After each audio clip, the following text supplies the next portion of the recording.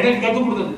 ஒரு தனி மனிதன் எந்த முத்திரையை பிடித்தால் வளரணும்னு அவனுக்கு தெரியாது.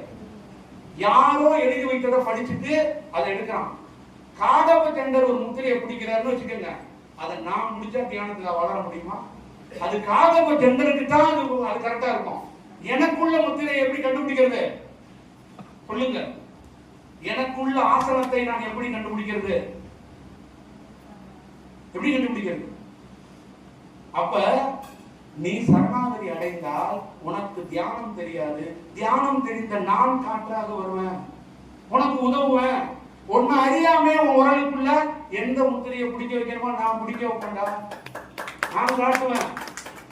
அதான் என் பேர் வித்தகன்னு சொல்லுவாங்க, சிவன் சொல்லுவாங்க, பாம்பாட்டின்னு சொல்லுவாங்க, கூத்தாடின்னு சொல்லுவாங்க, பரதேசின்னு சொல்லுவாங்க, பிச்சைக்காரன் சொல்லுவாங்க, வெட்டவெளின்னு சொல்லுவாங்க, ஒண்ணு இல்லாதன்னு சொல்லுவாங்க. எதுவுமே இல்லாதவன் சொல்றவன்